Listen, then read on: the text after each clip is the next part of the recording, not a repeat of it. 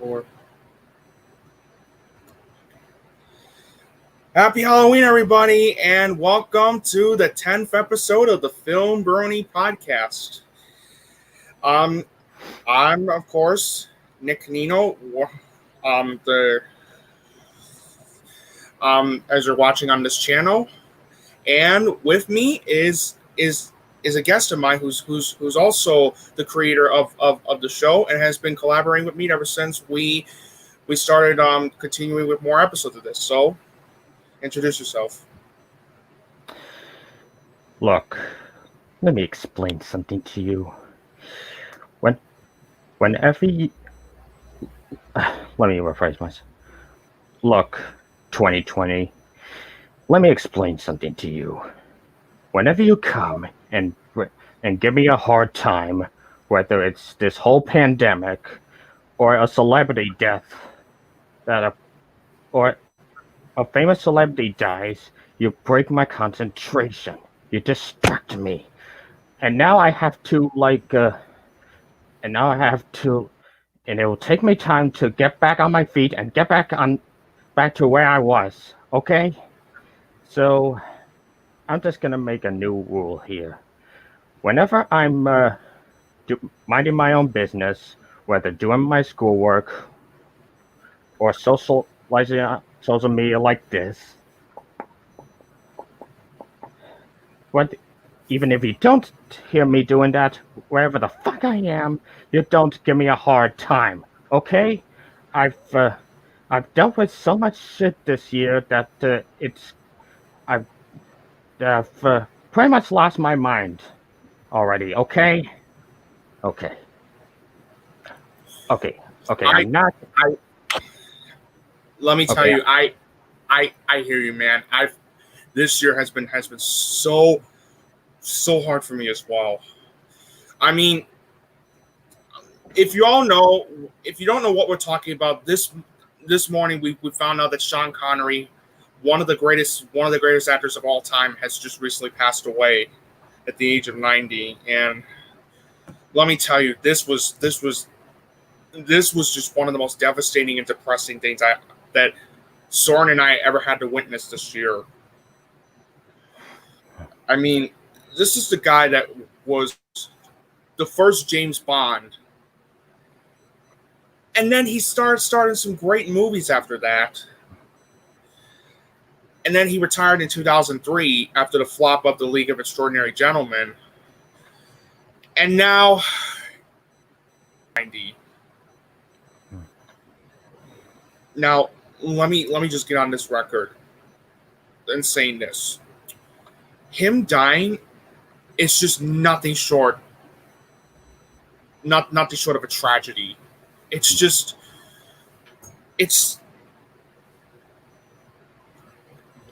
I cannot begin to stress how depressed and heartbroken I was when I woke up this morning to that awful news. And we're not, I mean, give me a moment.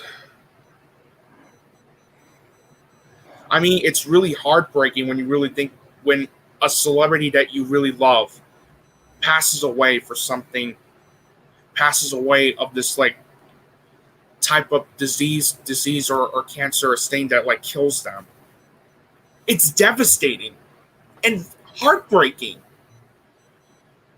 And it was hard for me, it was hard for Soren, and that's why this whole situation thing you saw in the beginning, that's why this whole rant thing from Soren thing from the beginning happened. So all I can say is rest in peace, Sean Connery, and thank you so much. Thank you very much for all for entertaining us, for giving us the great movies that you were in, and thank you for giving us the first James Bond, for being the first James Bond. I meant to say the first actor to play James Bond. Thank you very much, and may you rest in peace. Let's just take a moment of silence to celebrate his legacy.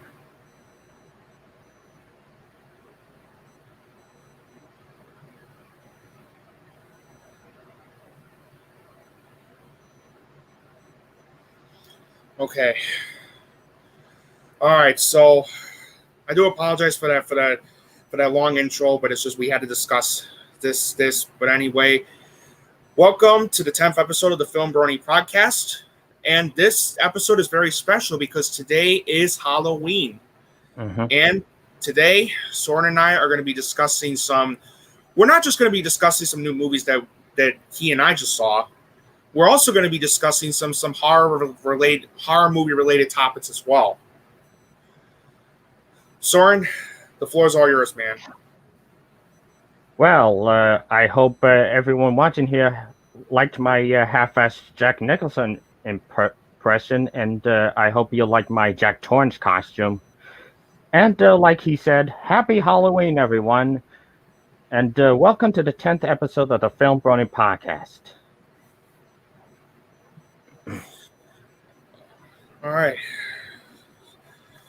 Now, as always, I have a bunch of movies that I bought here that I would like to showcase here, and as always, I'd like to showcase them briefly since we have a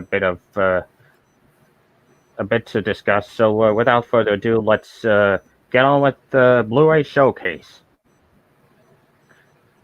Okay, so first off is 42 with the late great Chadwick Boseman. Great movie, and seriously, rest in peace, Chadwick Boseman.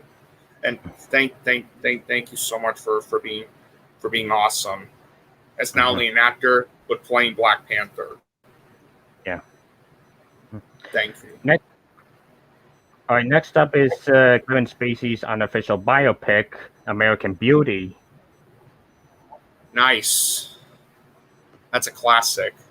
Mm-hmm. Beasts of the Southern Wild. A great movie, one of the best from 2012. And it's a shame the director of that movie did Wendy, which is my most disappointing film the entire year. Next is the Beverly Hills Cop series. Nice. Creed 2. Very good film. Elysium. Nice. A very underrated one. Enemy. Nice. Denis Villeneuve. Mm-hmm. Jim Carrey's second best performance, Eternal Sunshine of the Spotless Mind. A classic. One of the best from the 2000s. Next is a double feature, Get Smart and Yes Man. Nice. Good Night and Good Luck. One of the best from 2005. George Clooney did a fantastic job with that film. Killer Clowns from Outer Space. Nice. One of my faves from last year, The Lighthouse. The Lighthouse was amazing. I also own that film too. Next is what I think is Dustin Hoffman's best and most underrated performance, Marathon Man. I also own that film, and I agree, it's a great film. And Dustin Hoffman absolutely shines in that film. Midnight in Paris. One of Woody Allen's best movies. Network. A classic. Nice. Return of the Living Dead. Nice. One of DreamWorks' most underrated, Road to El Dorado. Nice. Next is Scarface, the Brian De Palma remake. A classic. A gangster classic. Say hello to my little friend. Next is my favorite movie of 2011, Shame. That's a great movie. Sicario and Sicario 2. Nice. Sonic the Hedgehog. Very, very good film. And last but not least, we need to talk about Kevin. That's a very good one. All right, so that's it for my Blu-rays. And right now we're going to get to some movie reviews of some current movies that we recently saw. First off is one of my most disappointing film of the year so far, and the latest by Charlie Kaufman. I saw the movie too, and I'm gonna join in. Yeah. Charlie Kaufman's I'm Thinking of Ending Things. So, my biggest problem with this movie is that pretty much nothing happens outside of this girl monologuing about her crappy life and boring conversations with other people about her crappy life. All these boring scenes go on for way too long. To make matters worse, they randomly make references to other movies, and all these references do is just make me wish I was watching those movies instead of this one. So, Yeah, really. my recommendation is to avoid this one at all costs. 4 out of 10, C minus. Now here's my take on this one. I love Charlie Kaufman. I love the script he wrote for Being John Malkovich, adaptation, and my favorite that he just talked about, Internal Sunshine of the Spotless Mind. Seriously, I love this movie. It's one of the best movies I saw from the 2000s, and it's Charlie Kaufman's best screenplay he's wrote so far. And I even love the other two movies that he directed, like Synecdoche, New York, one of the most underrated films of the 2000s. I feel, and I love the animated film Anomalisa from 2015. It wasn't the best animated film of the year. Inside Out definitely took the honor for sure, but it was definitely a great movie for sure. Mm-hmm. This though. Oh my God, Charlie Kaufman, what happened? What happened, man? What happened? So this movie stars on Jesse Buckley, Jesse Plemons, Toni Collette, and it's basically like this. I'm trying to figure out what the plot was to this film, because this film was just so confusing and so pretentious that it was just hard for me to know. It was just hard for me to know what the plot was to this movie was even about. And that's one of the biggest problems with the film. The story is all over the place. When it's not only like trying to be like interesting with the dinner conversation, which, by the way, the first act of the film I felt was phenomenal.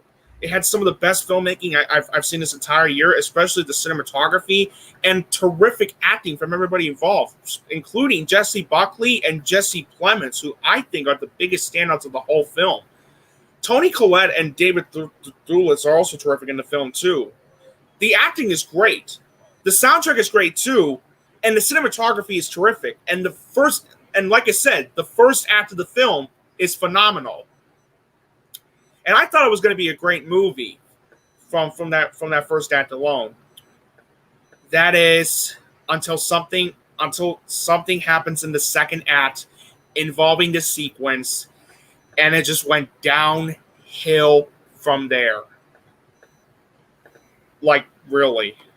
Like, it felt like Charlie Kaufman just like gave up and just like try to create something that's supposed to be like artsy and cool.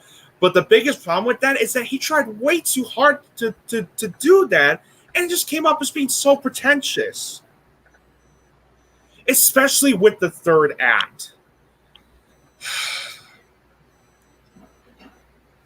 I might get some flack for this, but this is one of the worst third acts I've ever seen in a motion picture this year. I mean, minus that one cool sequence that happens in the third act before that other sequence which completely ends the whole film. Everything else in the third act is just terrible. Really, really terrible and messy. And worst of all, it killed the film's pacing, which this was a 130-minute film, and it just felt like the first act of the film was well paced. But the second and third act of the film dragged on and on and on. Charlie Kaufman, I love you, man, but this is not it, man. I'm sorry. This is your weakest movie so far. And as I mentioned, the pacing in this movie is absolutely dreadful. This was a 130-minute film, and it just felt like 3 hours. Heck, The Irishman, directed by Martin Scorsese, one of the best movies I saw last year, that was like a 3.5-hour film, and it only felt like 2 hours to me. Actually, 2.5 hours, but you get the point. But I don't know what happened with this film. And when it came to the script in the film, it's not terrible, but it really could have used some more work. Like, this is the weakest screenplay that Charlie Kaufman has wrote so far. The directing he did was fine, but the script is a huge problem. It felt like he didn't even know what story to come up with that was based on the book. And as a result, created something that is just very messy, inconsistent, and just overall pretentious. Easily one of the most disappointing films I've seen this entire year. It's very well acted, it's very well shot, and it has a couple of unique and memorable moments here and there. Unfortunately, I'm thinking if anything, it comes up as being an inconsistent and boring mess. 4.5 out of 10, the most overrated film I've seen this year, and one of the most disappointing films I've seen this year, without a doubt. Once again, 4.5 out of 10 or C. Sorry, Charlie Kaufman. I just hope your next movie's better than this one. Yeah. Now my my other two movie reviews are thankfully are much better than this disappointment. This first up is Borat 2, otherwise known as Borat's subsequent movie film. Personally, I like this movie more than the first one because instead of doing the exact same thing all over again as I feared it would do, this sequel gives us something new and gives us a commentary of how far America has gone for 14 years since the original, with Borat learning about the feminist wave, the ever-growing reliance of technology, and the more recent COVID pandemic. So while this may not be for everyone, I think this is a savior of 2020 we all needed and deserves. 10 out of 10, A+. Nice. And my final movie review is not quite as good as Borat 2, but I think it's pretty underrated.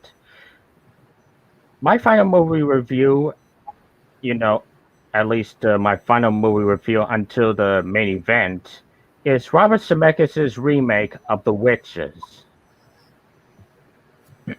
Personally, I really.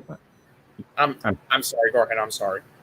Personally, I really like this one. While the CG is in this, Anne Hathaway can be over the top at times, and Chris Rock's narration really does make me feel like I'm watching an episode of Everybody Hates Chris. This was a lot of fun, especially with all the pretty visuals and good casts. Now, I know that people like to compare this unfavorably to the 1990 cult classic with Angelica Houston, but I look at this remake like I look at Tim Burton's interpretation of Charlie and the Chocolate Factory. They're two different takes, and the remake does not deserve to get shunned. So if you have HBO Max, definitely check this out. 8 out of 10, B+. All right. Nice. All right, that's it for my movie reviews until my final movie review at the end of this podcast. Now we're going to get to a couple of discussions. This first discussion, I'm gonna be doing what I've been done the past few episodes, and rank all 1960s Best Picture winners from worst to best.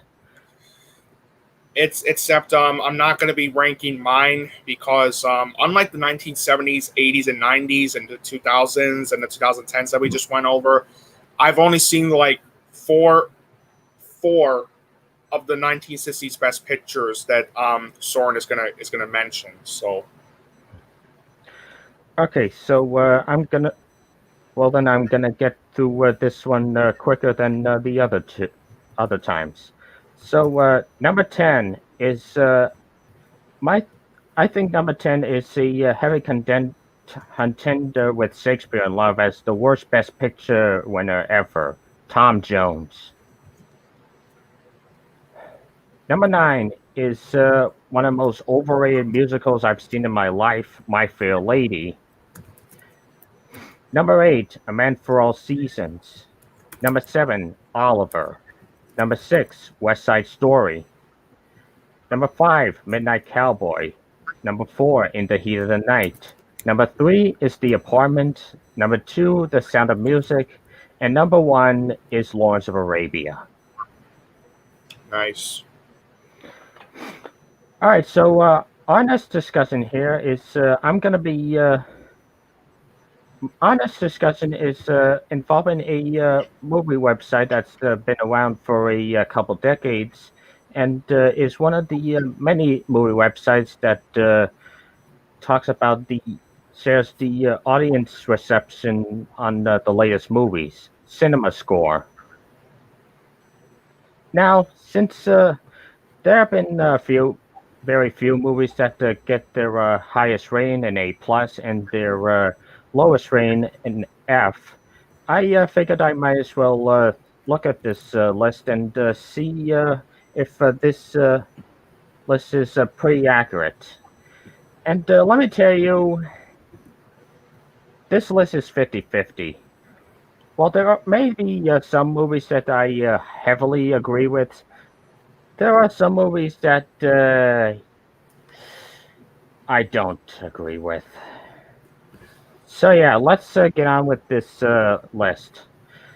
Starting off with the A plus movies. The very first one from 1982 is a movie that for the longest time I've deemed overrated, but after recently rewatching it, I completely take back everything mean I said about this movie, because this movie is a sci-fi classic, nothing more, nothing less. E.T. the Extraterrestrial. Nice. Next up, yeah. I agree with that too. Okay, number 2, Gandhi. I also agree with that. It's a great movie. It may not be the best movie I've seen in 1982, but it is a great movie. Yeah, personally, my favorite movie of 1982 was Blade Runner. That's a great film too. Okay, number 3, Rocky 3. Good, but not as amazing as like the first two. Number 4, Star Trek 4: The Voyage Home. That I agree with. That's a very very good film. Number 5, The Princess Bride. That I also agree with. That film is a classic. Number 6, Die Hard. I also agree with that too. That's also a classic. Number 7, Dead Poet Society. I also agree with that too. Number 8, yeah, it's a good movie, but Best Picture, Driving Miss Daisy. I love this movie, but I do agree with you that it's not the best film of 1989. Now, some people may say that Do the Right Thing or Glory or Born on the Foot. or Born on the 4th of July should have won. But personally, my favorite movie was Cinema Paradiso of all movies.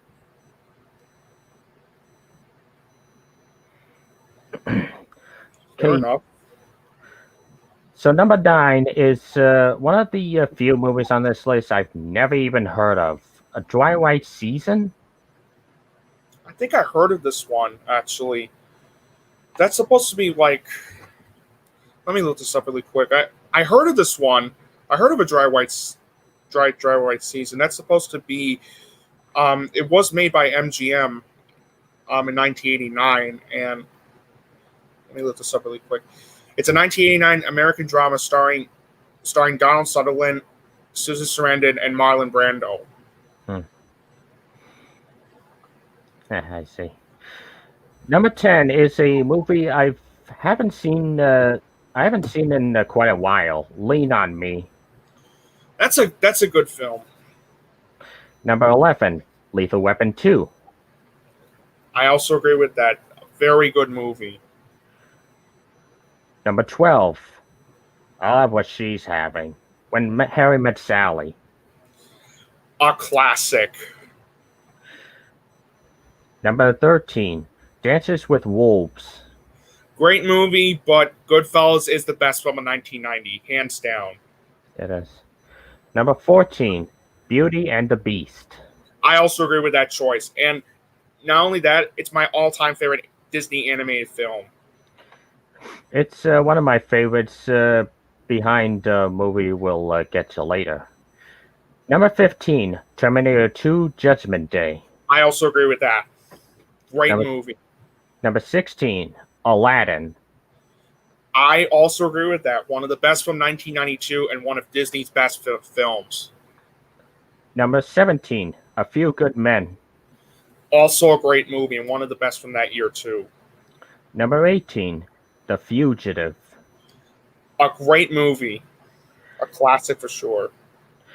Number 19, Homeward Bound: The Incredible Journey. I really love that movie too. While it may not be the best, while it may not be one of the absolute best of the year, it was such a fun, entertaining, and charming film. So it's not hard to see why it's got an A+. So it is a great film. Number 20, another movie I'm not familiar with, The Joy Luck Club by Joy Luck Club. That's like Wayne's masterpiece. Number 21, Schindler's List. Agreed. A fantastic movie. A masterpiece. Number 22, Forrest Gump. I also agree with that. That's also a classic. Number 23, Iron Will. Never heard of it. I have. It's supposed to be like based on a true story of this guy with the wolves, I think. Number 24. It's one of my favorite movies. I know you'll disagree with me. Anyways, number 24, The Lion King. I'm sorry, but look, it did a fine job telling the story, telling the retelling of Hamlet, but I just did not like the main character at all, and I did like most of the songs in the film. One was the weakest for me. So one of them was like one of them got on my nerves so much. So I'm sorry.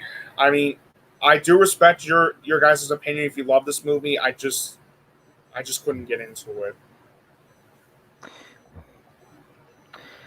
Number 25, Mr. Holland's Opus. That one is a very good one too. Number 26, never heard of this one either, Soul Food. Soul Food. I never saw the film, but I heard really good things about it. Next up is Titanic. That's a great movie. Mulan. That I also agree with. Number 29, Music of the Heart. I heard of this one. It's like Wes Craven directing something different other than horror. Number 30, the 1997 re-release of Star Wars. That's a good one. 31, Toy Story 2. Great movie. Number 32, Finding Forrester. Never heard of this one. That's Gus Van Sant directing Sean Connery, and it's supposed to be based on true events, I think.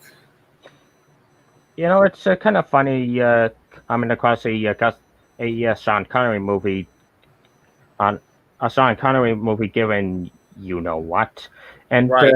Gus Van Sant and Gus Van Sant movie. Judging by certain movie, I'll get to later at the end. I told you it was bad, man.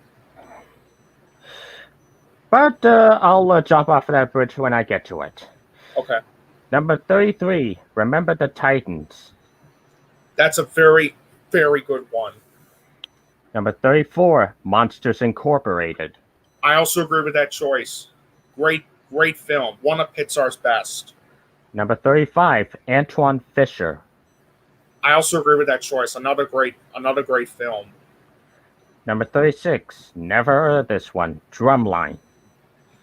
Oh yeah, that's supposed to be like a whole movie about like the marching drum band. It's okay. Number 37, I'm not really into this franchise, to be honest. Harry Potter and the Chamber of Secrets. I actually like this one. I don't think it's as amazing as the last. Like, I don't think it's as amazing as like all the other Harry Potter films, but it is a very good one. Number 38, Finding Nemo. One of Pixar's best films. Number 39, Lord of the Rings: Return of the King. That I also agree with. A great film. Yep, my number 2 favorite movie of all time. It was my number 2 film of 2003, behind The Triplets of Belleville. Number 40. I'm actually surprised this got an A+ because it's a really polarizing movie. Passion of the Christ. Yeah, I'm actually surprised as well. Number 41. The Incredibles, my favorite Pixar movie. One of their very, very best. Number 42. The Polar Express. I have to agree with them. I think it's a very underrated animated film. Number 43. Ray with Jamie Foxx. Another fantastic film. Number 44. Another movie I've never heard of. Dreamer. I think I might have heard of this one, but I don't remember. I don't remember much of it. Number 45. Diary of a Mad Black Woman. Oh my god! Look, you guys know how I felt about Tyler Perry in the past. I will say this: this is not as bad as his later movies, as the later ones, but still, it's not good. Number 46, Cinderella Man. I also agree with that choice. That's a great movie. Number 47, Chronicles of Narnia, The Lion, Witch, and Wardrobe. Very good one. Number 48, I haven't seen this movie in like a decade and a half. Akilah and the Bee. That's a very, very good film. Oh, wait a minute. Dreamer. That was with Dakota Fanning and Ken Russell. I actually love that movie. Okay. Number 49, another Tyler Perry movie. Why Did I Get Married? Of course. I'm sorry, but I don't agree with that. It's a terrible movie. Terribly acted, terribly written, terribly directed. I don't agree. Number 50, Pete Docter's Up. That I agree with. One of Pixar's very best films. Number 51, I haven't seen this one, but people have. But I've heard people say that it's the weakest Best Picture winner of that year. The Blind Side. I actually love that movie. Yeah, it's not the best film of the year, but I thought it was a great movie. I thought it was a great movie for what it stood out to be. Speaking of not the best picture nominee of the year, The King's Speech.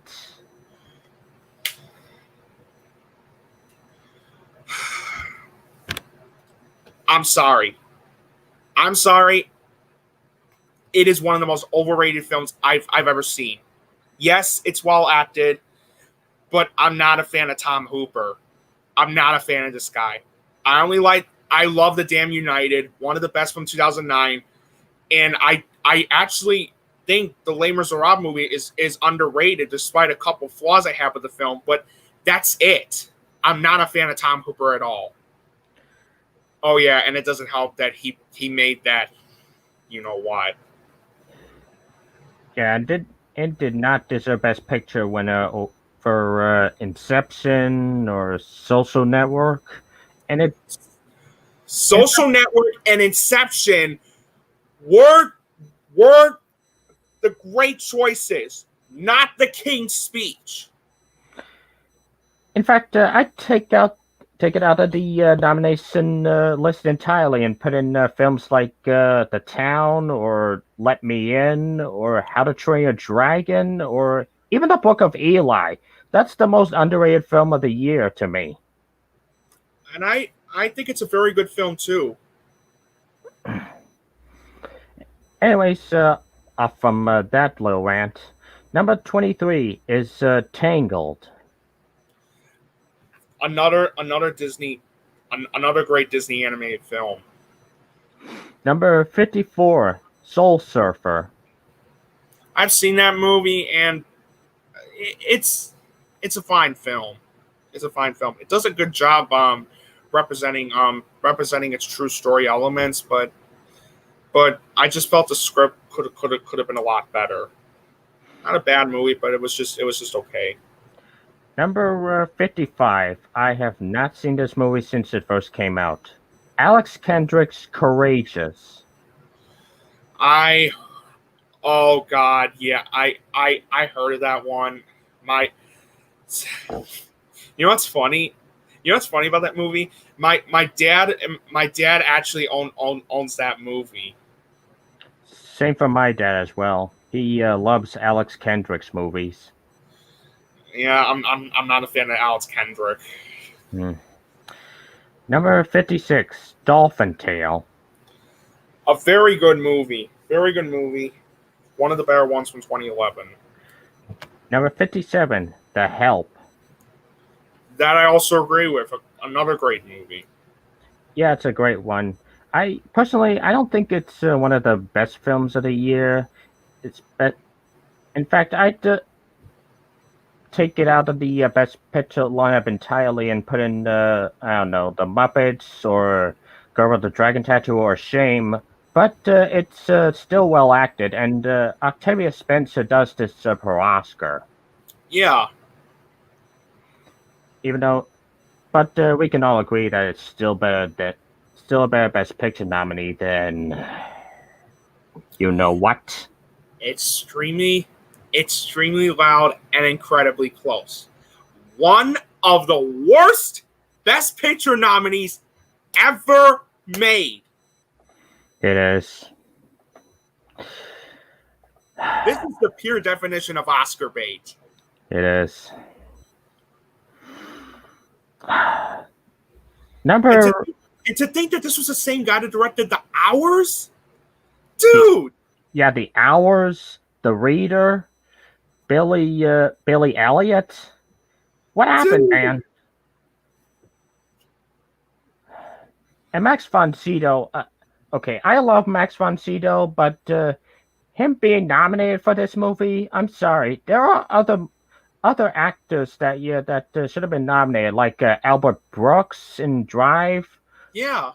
or Ezra Miller in We Need to Talk About Kevin, or perhaps the my favorite supporting actor of the year, Andy Serkis. Yeah. Where was his? Where is his Oscar for this movie? for that movie? Where is Andy Serkis's Oscar for playing Caesar in the Planet of the Apes movies? Yeah, really. Anyways, on from that little rant. Let's continue. Yeah, let's continue. Let, Sorry about no, that. number 58, The Avengers. I agree. A great movie and a wonderful, wonderful tradition to the 22 film arc. Number 59, Argo. I agree with that choice. One of the best from 2012, and absolutely gonna. I think it's gonna be remembered as a classic as time goes by. Mm-hmm. Number 60, I just mentioned it earlier, 42. A great movie for sure. Chadwick Boseman is absolutely terrific in the film. Mm-hmm. Number 61, Instructions Not Included? Oh, that's the instructions not included. That's the one with that's the one Colin Trevorrow directed. Actually, it says it's directed by this guy named Eugenio Derbez. Oh, wait. Never mind. I know what you're talking about. I was thinking of safety not guaranteed. Never mind. Number 62, The Best Man Holiday. It's a good one, but I wouldn't say it's great. I did like it though. It was good, but not great. Number 63. Oh God. Oh no. Don't tell me it's one of those. Now, just to make it clear, I don't despise this movie per se, because it does have its moments, but calling it one of the best Disney movies ever, it's just plain. Number 63 is Frozen. I'm sorry. It is one of the most overrated animated films I've ever seen.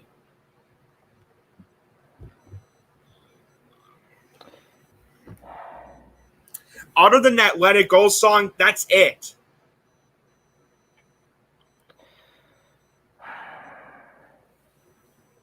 Number 64, Peter Berg's Lone Survivor. That's a great movie. It definitely deserved that grade. Number 65, this is a documentary. America Imagined a World Without Her? Oh my God. Oh my God. That was. I hate bringing up politics in this podcast, but that was by this idiot named Dinesh D'Souza, who did a documentary on Barack Obama in 2012 called Obama's America, and then he followed that up with that, and then did Hillary's America in 2016, and then did Death of a Nation in 2018. And the problem with his documentaries is that they're not documentaries. They're just nothing but propaganda. That's all there is to his documentaries.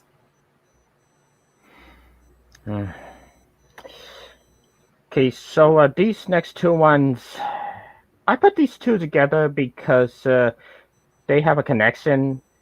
A connection of being the two weakest Best Picture winners of 2014. Selma and American Sniper. I disagree with you on Selma. I think it was one of the best films of 2014, and I agree. I agree with the audience score on that.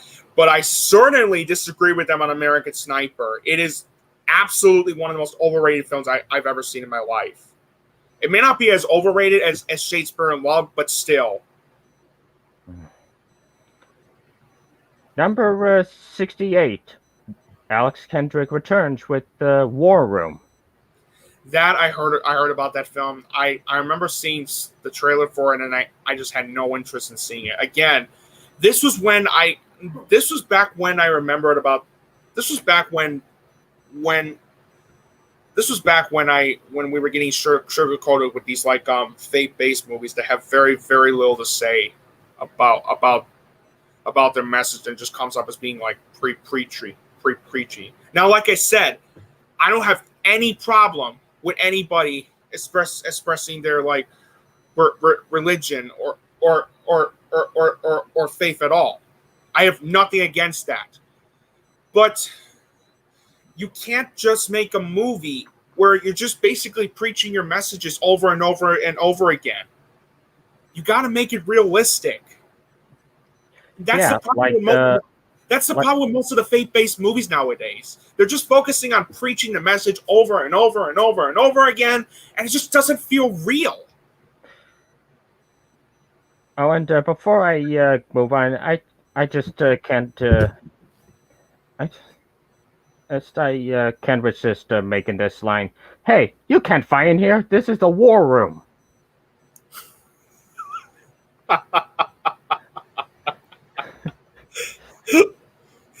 That was good. That was good. Yeah.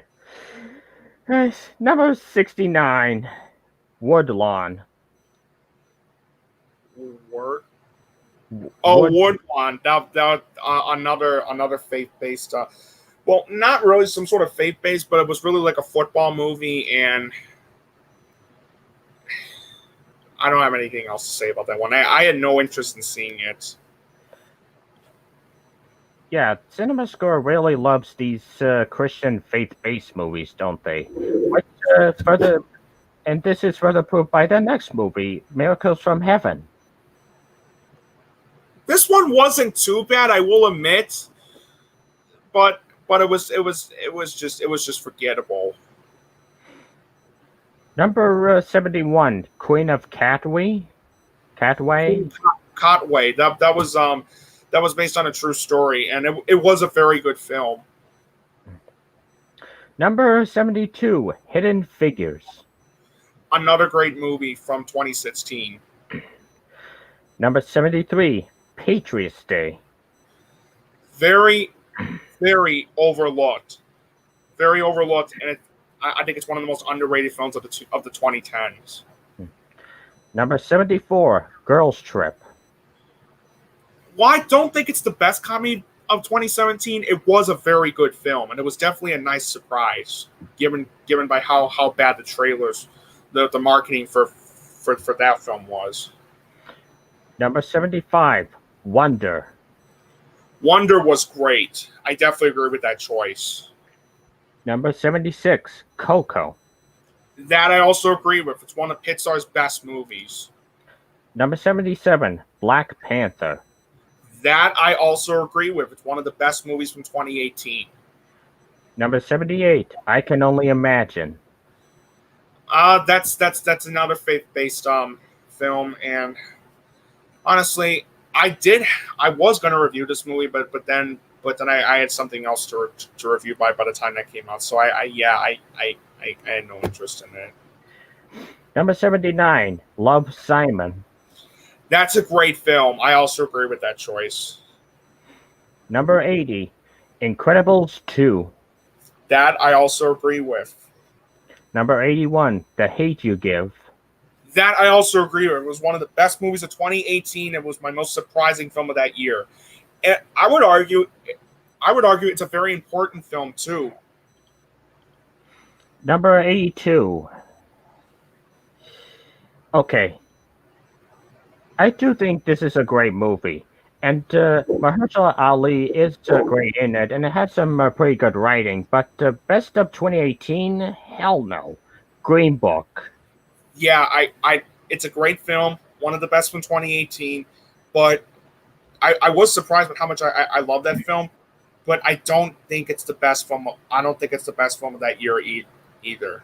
Films like The Favorite, A Star Is Born, Black Panther, Spider-Man Into the Spider-Verse, Black Klansman. Which is the next one, Spider-Man Into the Spider-Verse. That is one of the best movies of 2018 and the best animated film of that year. Number 84.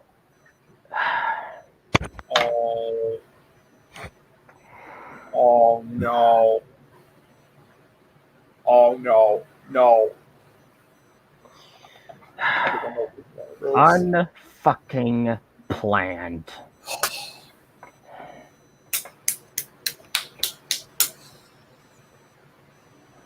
my god. Okay, I've seen that movie. I've now seen that movie. I'm surprised I did not put it on my worst films of 2019 list. This movie is offensive and disrespectful. This movie is offensive because it tries way too hard to preach its message about abortion. If you want to preach your message about if you want to get your message about abortion across, do it the right way. That's why Never Really Sometimes Always worked. Because it felt real. And when it did try to come across, when it did try to put its message about abortion in that film, it did it in a tasteful and respectful way, and an honest way too. Honestly, Unplanned would have been in my top 3 worst if I had seen it when it first came out. I saw it later, which is why it didn't appear on my list. But Pure Flits, go fuck yourselves. Seriously, you are scum. Well, this list is off to redeem itself. Number 85, Avengers Endgame. That I totally agree with. One of the best from 28. One of the best from 2019, and a wonderful conclusion to this 22 film arc. Number 86 is a pretty underrated movie, Peanut Butter Falcon. That I also agree with. A very, very underrated film, and one of the best from 2019. Number 87, Overcomer. Another faith-based movie. Next. Number 88, I saw the trailer and I just dismissed it as Oscar bait, and I skipped it in favor of Terminator Dark Fate instead. Number 88 is Harriet. Harriet was good, but not great. Number 89, Ford versus Ferrari. I also agree with that choice. One of the best from 2019. One of the best from last year. Hands down. And finally, number 90 is Just Mercy. A very, very good film. When I saw the trailer for it, I wasn't impressed, but when I saw the final product of the film, I was surprised. I was surprised, and I really ended up enjoying this movie a lot. All right, so that was it for the A+ movies, and it's now for the other end of the spectrum. The 21 films, the cinema score rated an F, like a big fat F. Oh yeah. Number 1, Eye of the Beholder. I've seen that one. That one's not good. In fact, it sucked. Number 2, Dr. T and the Women. I heard of that movie. I heard it's all right from critics who saw it. I don't have that much else to say. Number 3, Lost Souls. I think I might have heard of this one. It's by Janusz Kaminski. Oh, Lost Souls. Yeah, that was a really bad horror film. Number 4, Lucky Numbers. That one is also not good either. It's the acting's fine, but the script is atrocious. Number 5, Darkness by Jaume Balaguerro. I heard that one. I think I have heard of this movie. And yeah, I'm not surprised it got an F, given how bad I heard this was. Number 6, Fear.com. Brought to you by Franchise Pictures, the independent scumbags that brought us Battlefield Earth. Number 7, Steven Spielberg's remake of Solaris. That one, I think it's underrated. Yeah. Some people, a lot of people will not understand it and will be confused by it. But I thought it was an underrated film, and I did pay attention to what Steven Soderbergh was trying to tell with that film. So it's not perfect, but I thought it was a good film. Number 8, In the Cut. That was the one with Meg Ryan and directed by Neil Jordan, and it's not terrible per se. Actually, it says it's by Jane Campion. Oh, Jane Campion. Jane Campion, the director of Sweetie and the Piano. I'm sorry. Hmm. I'm sorry. I could be dumb at times when I forget something. Yeah, me too. Number 9, Alone in the Dark.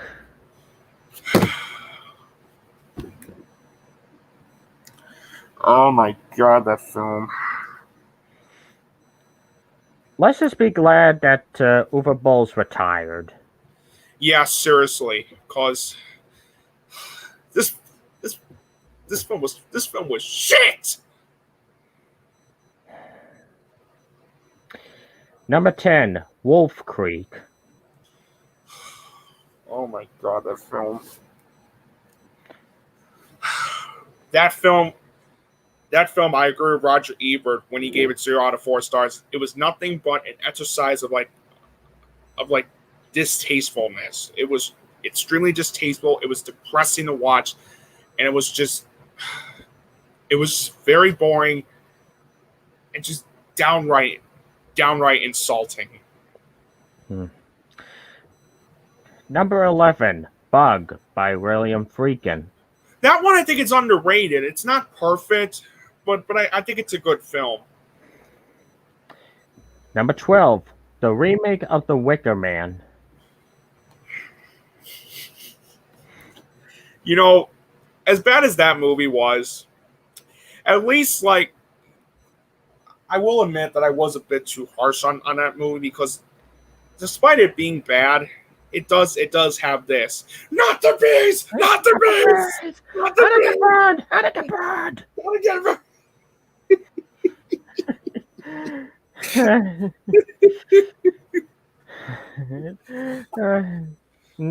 Number 13, I know who killed me. Oh my god. Worst film of 2007. That film was supposed to be the comic. That film was supposed to be like this drama starring Lindsay Lohan. This medical drama starring Lindsay Lohan, and it ended up being just garbage.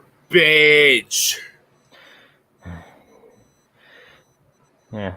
Number 14. This is the worst movie I've ever seen in my life. Disaster movie.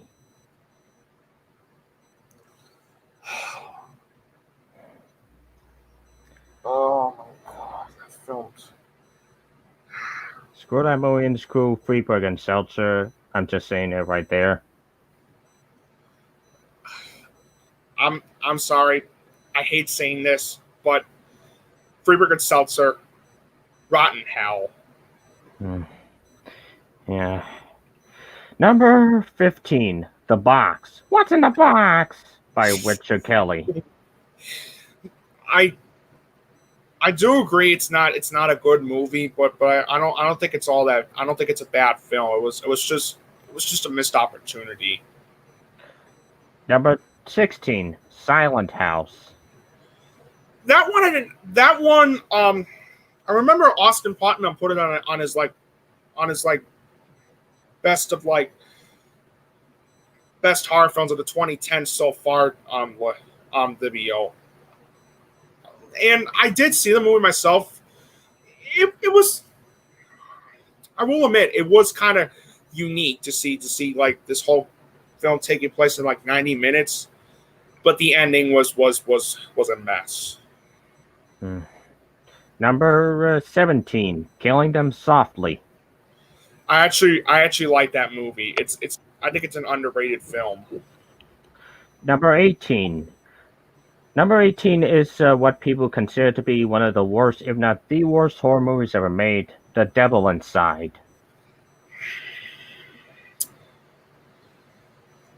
Yep, I'm with them. I didn't see it when it first came out, which is why it didn't appear on my worst films of 2012 list. But man, what do you get when you have a horror film that tries tries so hard at being like a found footage movie that's trying to be so realistic and trying to be like The Exorcist, and all of a sudden it just comes off as being like just nothing more than a gimmick horror film relying way too much on jump scares and an ending that is basically a big fuck you to the audience. And you know what the worst part about it is? What's They that? they put a link to this website to find out more information about this case. Guess what? It's no longer available. Yeah, and you know another thing that was really insulting about this, they marketed this as being it's FilmBrony pointed this out in his bad movie beatdown review of this. He said that this movie like points out that it's supposed to be inspired by true events, but this is an outright lie because if you sit through the end credits, you'll see the fictional disclaimer, and you'll realize that they're basically trying to scam you, thinking that this whole thing was inspired by true events when in actuality it isn't.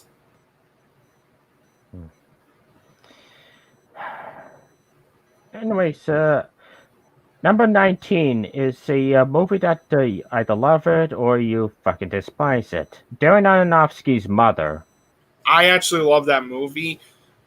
I did think the ending was a bit on the nose, and there was that one scene that I think went way too far. But other than that, I do think it's a great movie that does a great job retelling the Bible story, but in just a modern twist. Like I said, it's not perfect.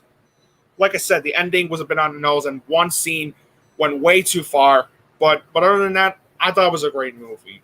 Hmm. Not the best film of 2017, but still a great movie.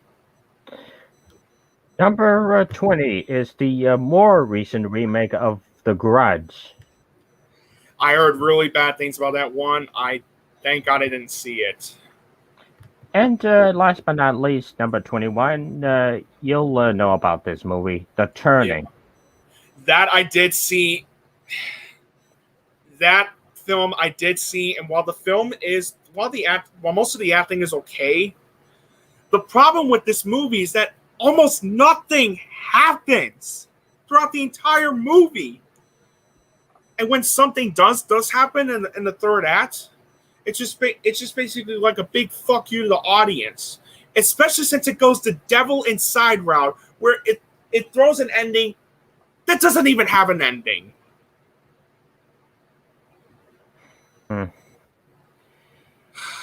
One of the worst of the year, without a doubt. So, yeah, this list was, there are some good, like I said, there are some good movies put on there, but some of them are movies that I've never even heard of. Faith-based movies that they have a complete bias for. So, overall, this list was a C+. Pretty average. Yeah.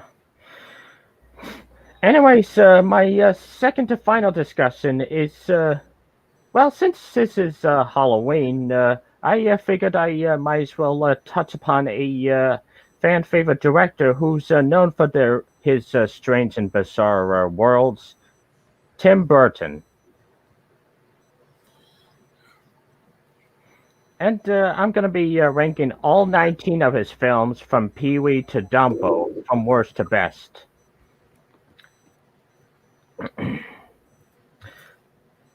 So, my number 19 is a movie that everyone pretty much hates.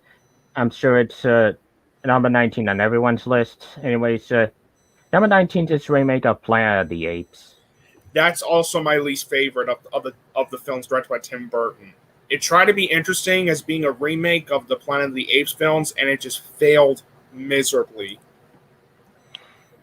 Yeah, there are some. The makeup does look spectacular, and it does look great at times. But the main problem is that they tried to bash you over the head with so many twists and turns that it's hard to take seriously and follow. I mean, like, seriously. At least the first movie relied on its one twist of Charlton Heston being on Earth the entire time. But this movie, It's like Tim Burton wanted to throw us up every 10 minutes or so. And Yeah. and the ending. Oh my God. Ape Lincoln. Just saying.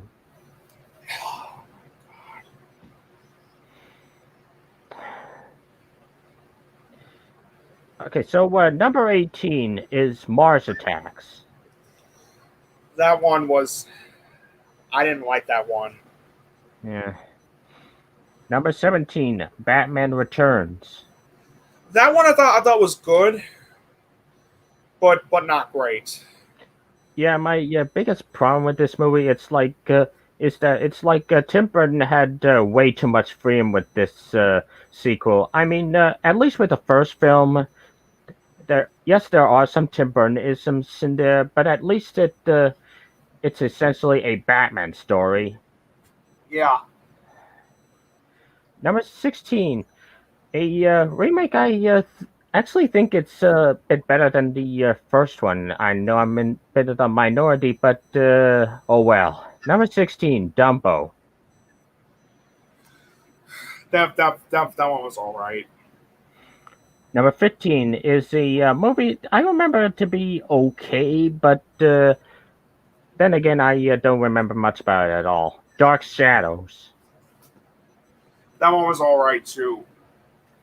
Number 14, Miss Peregrine's Home for Peculiar Children. Good, but not great. Number 13, Alice in Wonderland. Didn't like that one. Number 12, Big Eyes.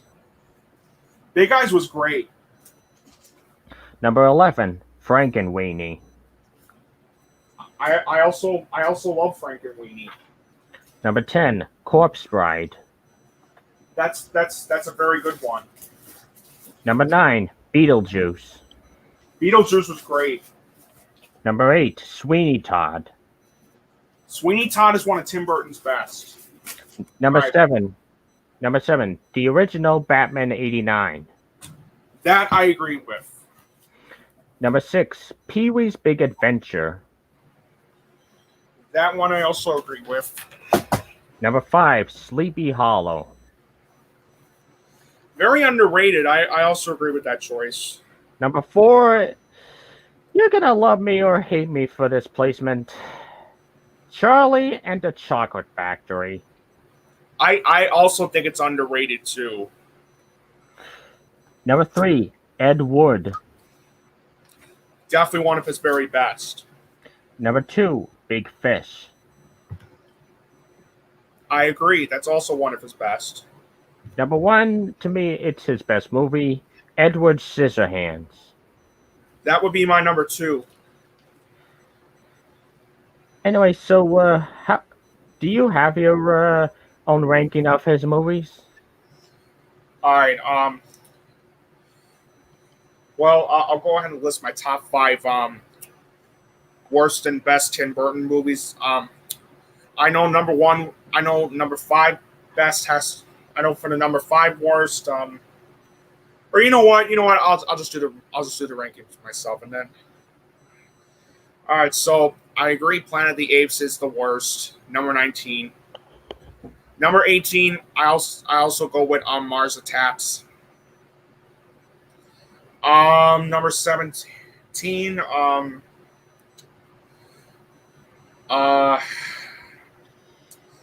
Number 17, I have to go with Alice in Wonderland. Number 16, the Dumbo remake. Number 15, Batman Returns. Oh wait a minute. Number 15 actually is Dark Shadows, and then number 14 is Batman Returns.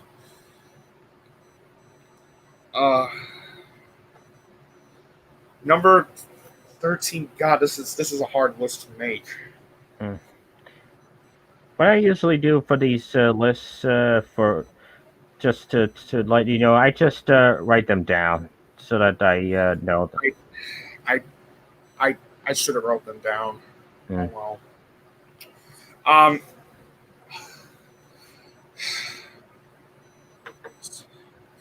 Well, I'll and explain and list my top 5 favorites, like from Tim Burton. Mm. Tim Burton, just to get it out of Okay. the way. Number 5, Batman. Number 4, Sweeney Todd. Number 3, Big Fish. Number 2, Edward Scissorhands, and my favorite from Tim Burton, Ed Wood.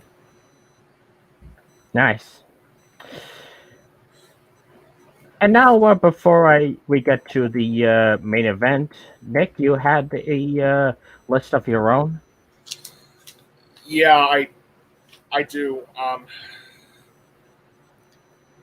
Now this decade for horror was had a slight of good and bad in it. Well, this decade had some great horror films like It Follows, The Witch, Hereditary, Get Out, Us, and It, the first movie. Sadly, this decade also provided some of the worst that the Hollywood had to offer for horror films. And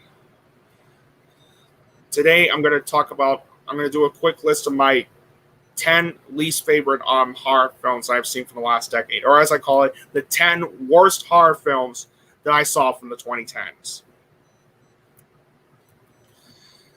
Now, I'm not going to do dishonorable mentions for this because there's too many to list. So I'm just going to go ahead and do just the 10 worst of the worst. My top 2 are obvious choices, but 10 through 3 were very hard to choose because I hated all these movies, but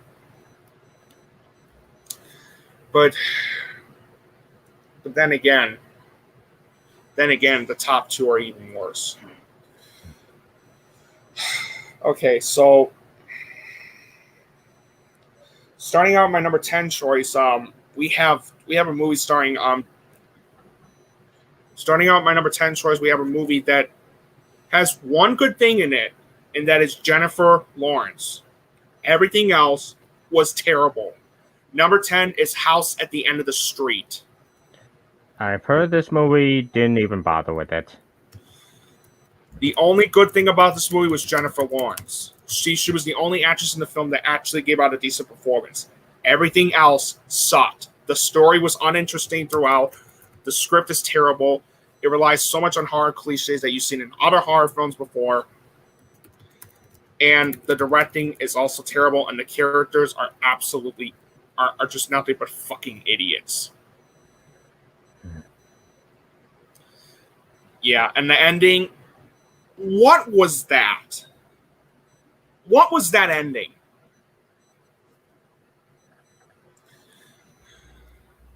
All right. So other than Jennifer Lawrence being the only redeeming thing in the film, everything else sucked.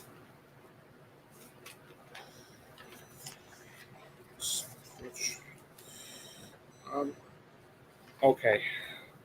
All right. So for my number 9 choice, number 9 was a horror film that. Actually, I want to mention this. 10 and 9 are the only horror films on the list that I gave a D- to. The next 8 films you're going to see on the list are the ones I gave an F. So the last D- film you'll see on the list coming in at number 9, we have I'm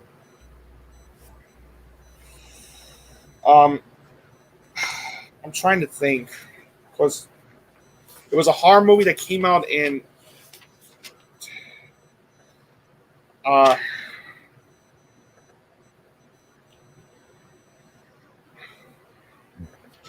I'm sorry if I'm taking too long. It's just I'm trying to remember. The Brown, take your time.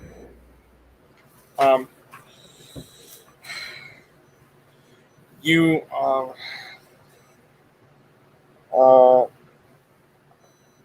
I don't remember. I don't remember what number 9 is. It was a movie that I absolutely hated when I first. Faults. I do apologize. I wasn't prepared for this. I do apologize for this. I wasn't prepared for making this list. So, you know what? I'm just gonna cut. I'm just gonna do the 5 horror films from the. I'm just gonna do 5 and instead of 10, because I'm just gonna do 5 instead of 10. So, starting off at number 5 on the list, we have a movie that came out recently last year, and it was easily the worst horror film I saw in 2019, and it was my number 5 worst film of that year. So for the number 5 worst horror film I saw in the 2010s, we got Black Christmas. Boy, I've heard of this movie. If you've seen the trailer, you've seen the entire film. I'm not even making this up. And worst of all, you thought the 2006 film was bad?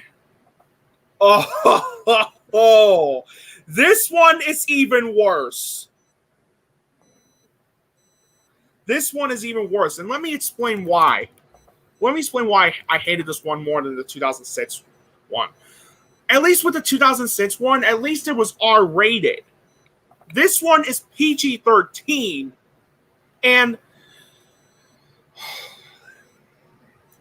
one of the biggest problems I have with this movie is the story. So basically, you have these girl characters, and one of the biggest problems with this movie is that it's nothing but a SJW feminist movie. Now, I don't have a problem with feminism at all. I don't have a problem with I don't have a problem with movies trying to get their message of feminism across, as long as it's subtle and it has a good story. That's one of the biggest problems with Black Christmas. It doesn't have a story. All of this is just men are pigs, men are rapists, men are rapists. That's all it is. Imogen Poots is horribly wasted in this movie, and Carrie Always is also horribly wasted in this movie too. How is that even possible? And on top of that, it also contains one of the worst plot twists I've ever seen put in a motion picture. It may be predictable because if you could predict what happens to Carrie Always in the film, but let's just say he becomes like the person responsible for like sending these men out to kill these girls. Yeah, and in the beginning of the film, he started out as the professor, the teacher of a college university, and then by the end of the film, the teacher becomes the villain of the whole film. Yeah. While it's predictable, it just doesn't make sense for a teacher to become the villain of the whole film. I'm sorry, it just doesn't make sense. And the fact that this movie is nothing but like a message about how all men are rapists and men are pigs, when in reality not all men are like that. That's why it gets the number 5 spot. I absolutely hated this movie. There's a reason why I picked this as the worst horror film of 2019. Because also this movie is called Black Christmas, and minus the Christmas decorations and the Christmas stuff you see in the film, Almost none of it has nothing to do with Black Christmas at all.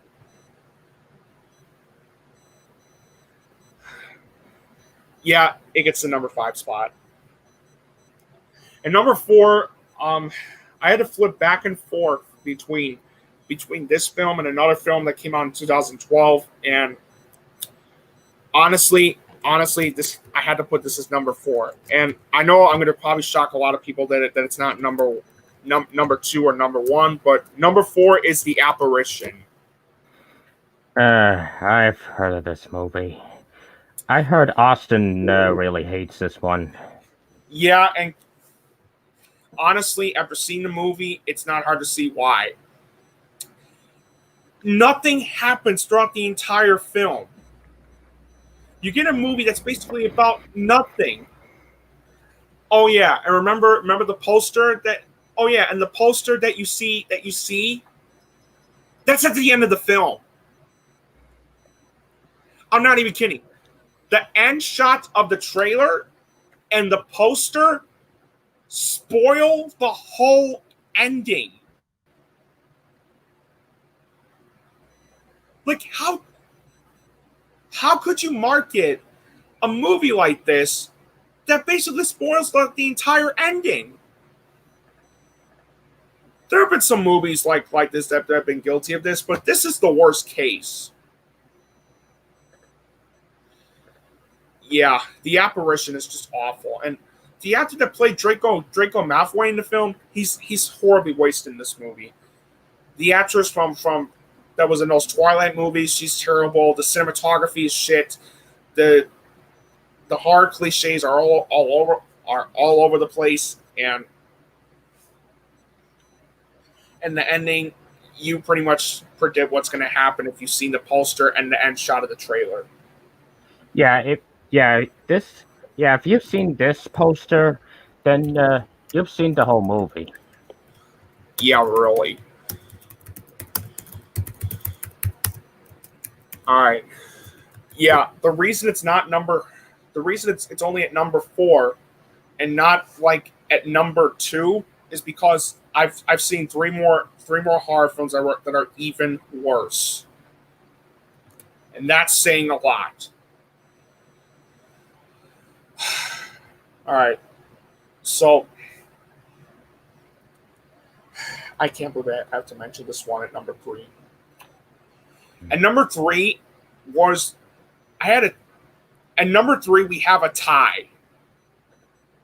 We have a tie. And both of them are found footage horror films that came out in 2015. And they are both the worst of the worst. If you pretty much know if you pretty much seen what my worst films of 2015 were, number 3 is a tie between Paranormal Activity, The Ghost Dimension, and The Gallows. Yeah.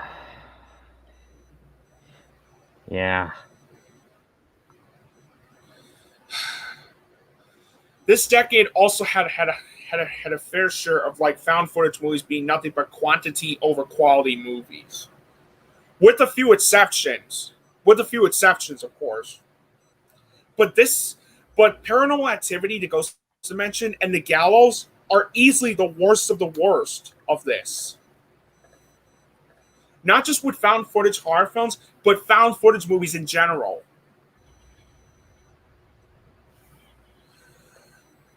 And let me explain why. So, with Paranormal Activity, The Ghost Dimension, this is supposed to be the final movie. Well, it was supposed to be the final movie until they announced that Paranormal Activity 7 is coming out. God help me with that. Seriously, just end the franchise already. Yeah. Heyday is long gone. Yeah, it's pretty much a dead horse at this point. I mean, the other Paranormal Activity films were Paranormal Activity 2 wasn't good. Paranormal Activity 3 wasn't too bad. It was fine. Paranormal Activity 4, though, was one of the worst films I saw from 2012. But this is the worst of the Paranormal Activity movies for me. And let me explain why. The biggest problem with this movie is the gimmick. The gimmick that this whole found footage thing is being shot in 3D.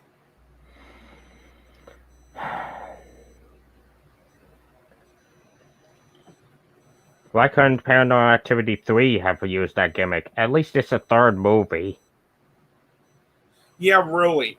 They try to use that with the Ghost Dimension, and it just falls completely flat, especially since this is one of those movies that if you see it in 3D, you're bound to get a headache. I'm not joking. I almost had a headache watching this movie. And plus, this is one of those movies that it's like, why is it in 3D? Like, if you take away the 3D element, nothing would change. Right, exactly.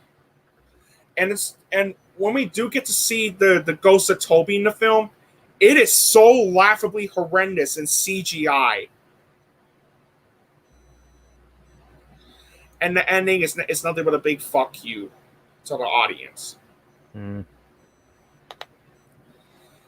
As with the Gallows, now the reason why I tied the Gallows with Paranormal Activity: The Ghost Dimension is because it has the same problem as Paranormal Activity: The Ghost Dimension, except this came out in except where Paranormal Activity: The Ghost Dimension came out in October, this came out in July. The Gallows. And oh yeah, and did I forget to mention that in Paranormal Activity: The Ghost Dimension and The Gallows, in both of these movies, they rely too much on jump scares. Yeah. Yeah.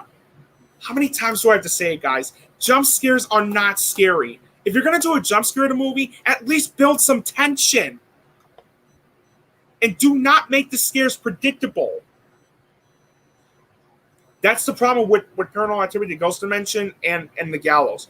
Both of these scares are absolutely predictable, and they're nothing but loud noise jump scare that you could see coming from a mile away.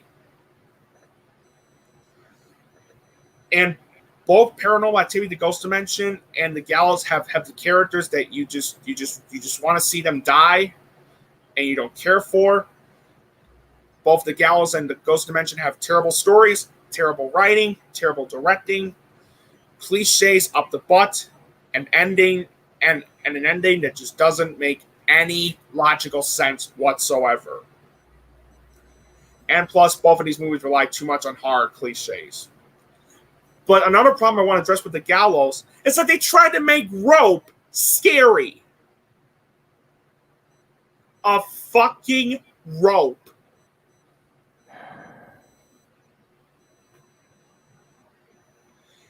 And they try to make this Charlie character, this Charlie villain character in The Gallows, like Jason Voorhees, Freddy Krueger, and Michael Myers of the found footage horror films, and it just doesn't work whatsoever. Especially when you could predict what's going to happen within the first minute of The Gallows. When they do a reenactment of this like play that happened in 1993 where Charlie hung himself on stage by accident. You could predict by then the movie was going downhill. And there was no way it was going to redeem itself. But the reason The Gallows also tied with The Ghost Dimension at number 3 is because it introduced one of the worst movie characters I've seen for the last decade. His name is Ryan. And I'm not even kidding. Not only does he look like Ryan Gosling, only if he was like if he was like dumber, but the way his character acts in the film is absolutely despicable. He's supposed to come across as a comic relief character, and it just doesn't work. He thinks trying to do some idiotic stunts like harassing other students is funny. It's not. Yeah, The Ghost Dimension and The Gallows. So overall, Paranormal Activity, The Ghost Dimension, and The Gallows had to be tied at number 3 on the list. They are both some of the worst found footage horror films I've ever seen, and some of the worst found footage movies I've ever seen as well. I'm not even joking. I'm not even joking, by the way. I've seen a lot of bad found footage movies that came out over the years, but these two are like the cream of the crop of the worst that found footage had to offer. That's why they're number 3 on the list. All right, so the top 2. Oh my god, the top 2. I'm just gonna get this out of the way. Number 2 was a movie that came out in 2016, in the summer of 2016, and this was a movie that offended me so much because of its portrayal of autism in the film. Number 2 is The Darkness, directed by the same guy that directed Wolf Creek.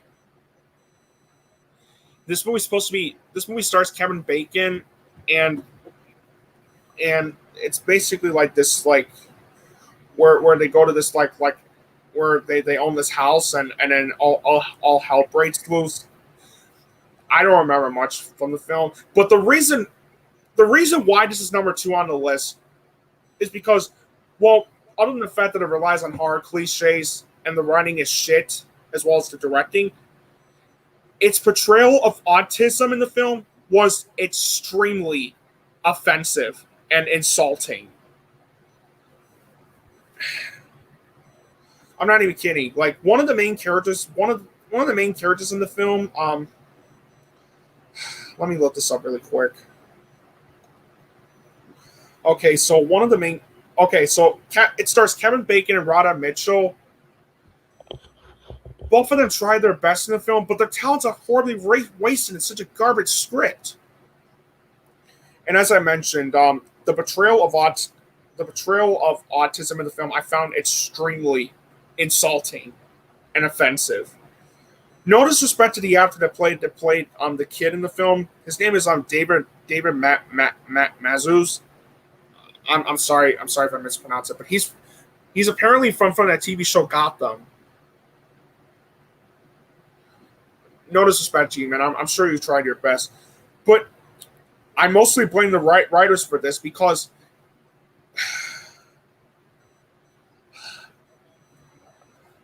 like, I'm not even making this up, by the way. They try to say that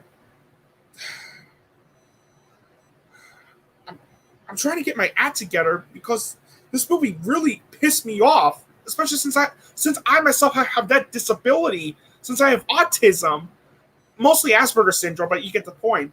And its portrayal of an autistic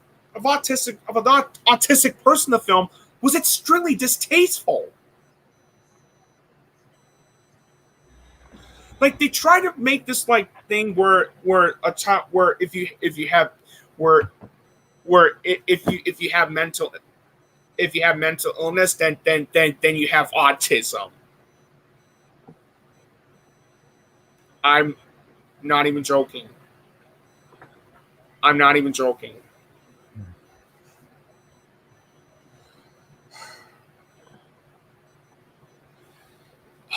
How they portrayed the autistic kid in that film, I thought was extremely distasteful, and how he was written pissed me off so much.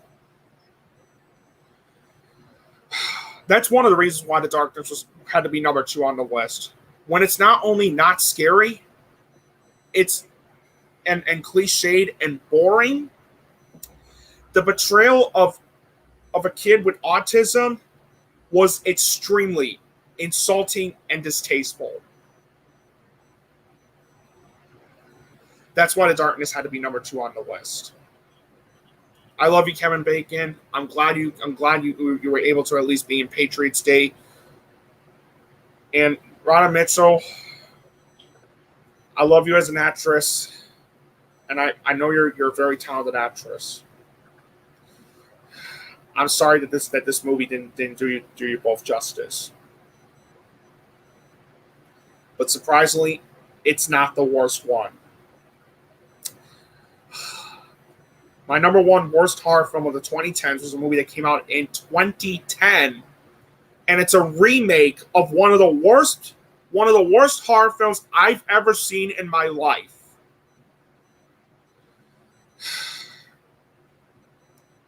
I mean, remakes of good horror films are bad enough, but when you have a remake of the original that's been considered one of the worst ever made, and yet the remake is even worse, that is a bad sign that you seriously fucked up.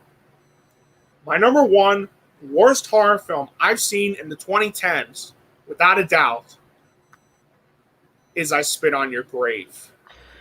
I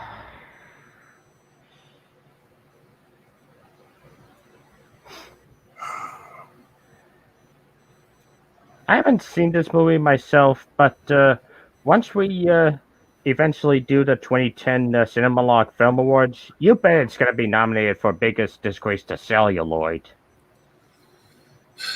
Hey, just so you know, out there on Facebook, Nick and I, every so often we do our own film awards, the Cinemalog Film Awards, and what we do is we actually award the films that are really deserving of Best Picture, Best Director, and even some new categories like Most Underrated Gem, Best Stunt Work, etc.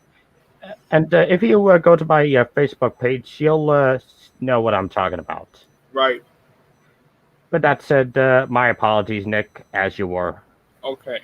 No, man, it's fine. It's fine. So here's the I Spit on Your Grave remake is just absolutely shameful. I mean, the original was awful. I mean, for goodness sake, who wants to watch a horror film about a woman going on a vacation only to be like gang raped by 4 men? Who wants to watch a movie like that? About a woman being tortured by 4 men. And in this movie is even worse. This remake is even worse than the 1978 film. Torture porn has been one of my biggest issues with movies. Torture porn has been like one of my biggest pet peeves in movies. Like, once it was over, I felt so dirty after watching this remake. I'm not even kidding. The story is basically a copy and paste of the original, except we're going to rely so much on gore just for the sake of it. The characters in this movie are absolutely despicable. Some of the worst characters I've ever seen in a motion picture. The writing is absolutely disgraceful. When it came to horror elements in the film, yeah, no. The gore, it's just there just for the sake of it. The torture porn is just... And the torture porn is shown in the film, it just makes you feel dirty. Very, very, very dirty. Not to mention the directing is shit. And the ending, give me a break.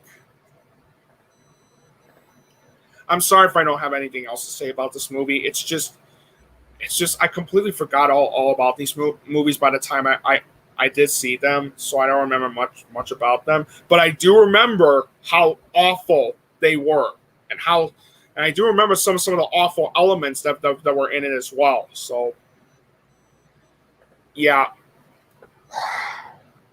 I Spit on Your Grave is without a doubt my number one worst horror film I've seen in the 2010s.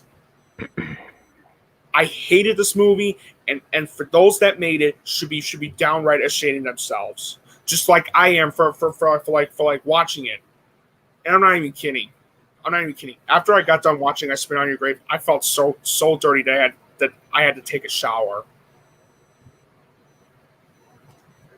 That's how bad this was.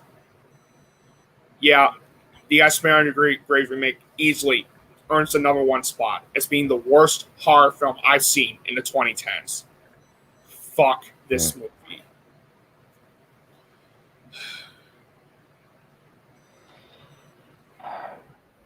Now, to conclude this podcast, I'm going to be talking about the second worst horror movie I've ever seen in my life, and hands down the worst remake of all time. And I just saw this earlier today, mind you. Psycho 98.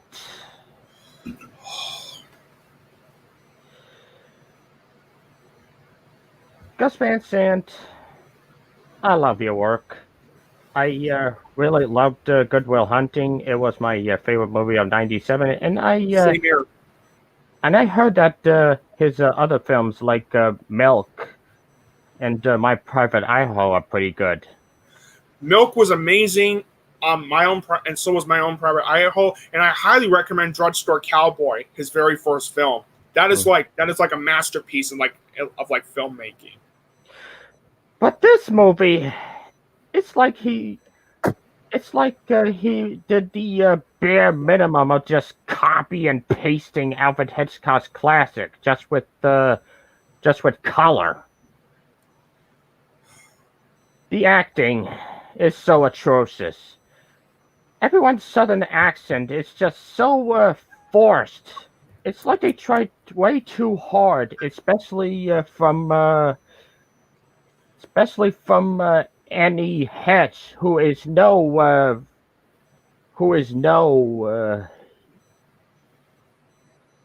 played the original Marion Crane. Janet Leigh. Thank you. She is no Janet Leigh. But perhaps the biggest miscast of this movie, Vince Vaughn. Fucking Vaughn as Norman Bates.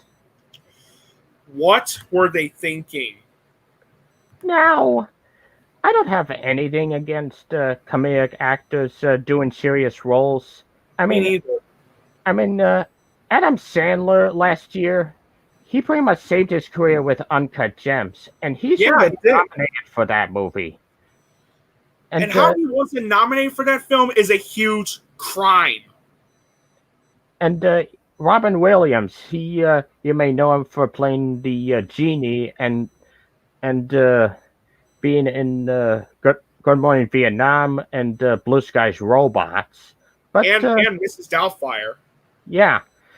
But but I think his best movies are his more serious ones. Good Will Hunting, as mentioned, 1 Hour Photo, Insomnia.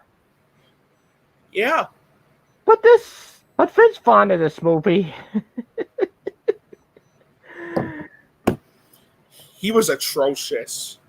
It's like he was trying to sound like Anthony Perkins and just completely failed. What was he thinking? Was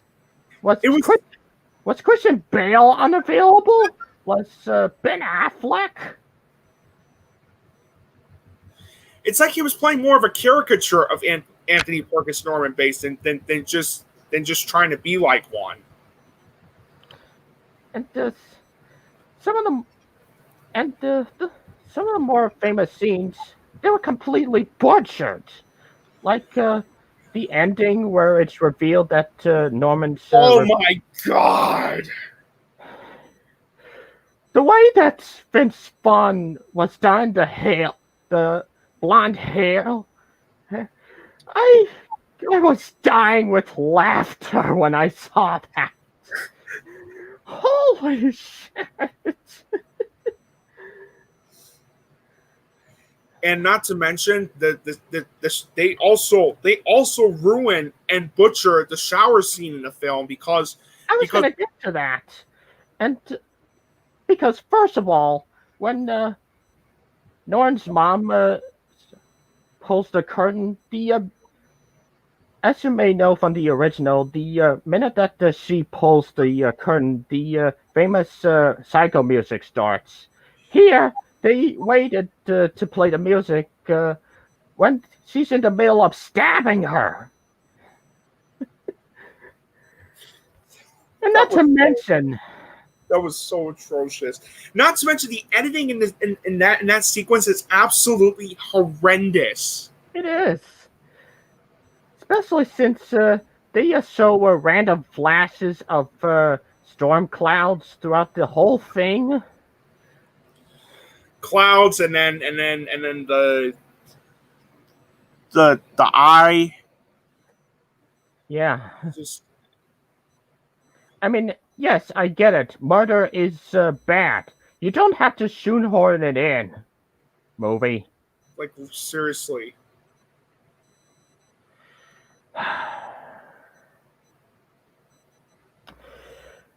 And you know what the sad part is? What's that? The trailer for this movie that you can actually find online on YouTube actually looked promising. It Yeah, promises a more psychological look to the mind in the mind of Norman Bates. But instead, what do we get? Vince Vaughn in a blonde wig.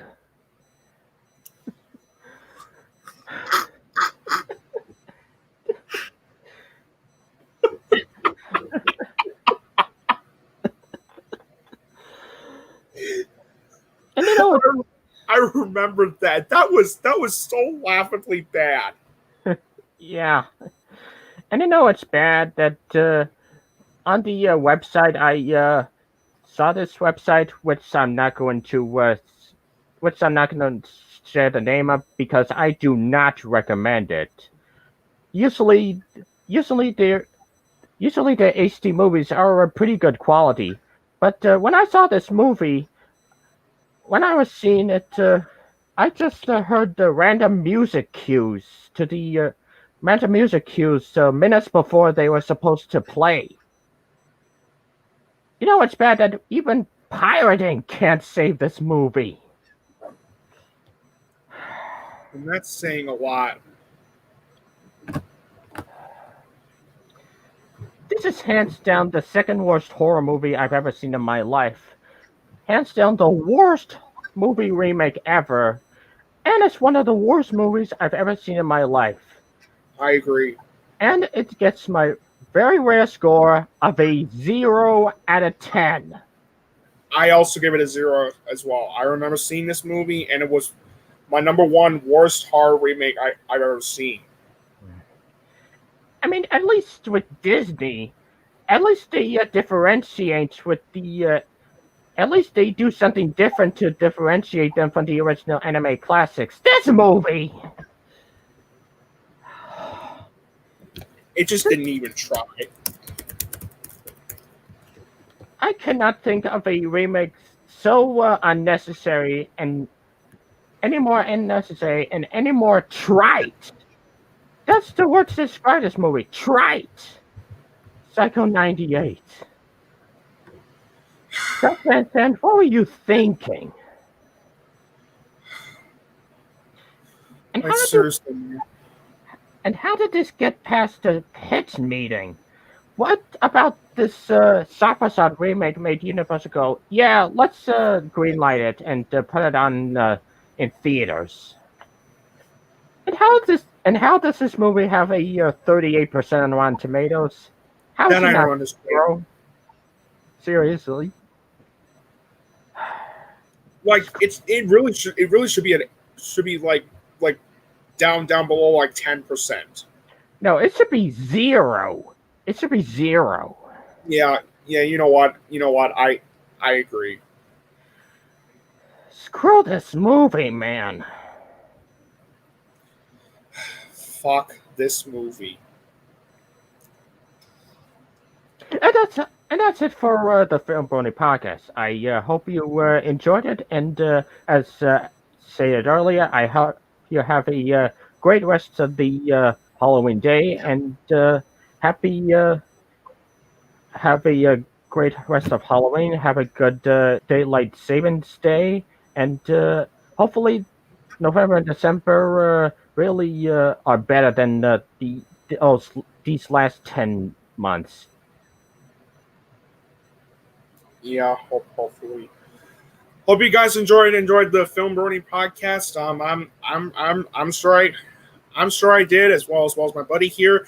Be sure to subscribe to Soren on his Boy Thunder Productions channel. Give him the love he absolutely deserves. And until we meet again for episode 11, have a great day. Stay safe and have a great Halloween. And we will see you all next time for episode 11. Bye bye.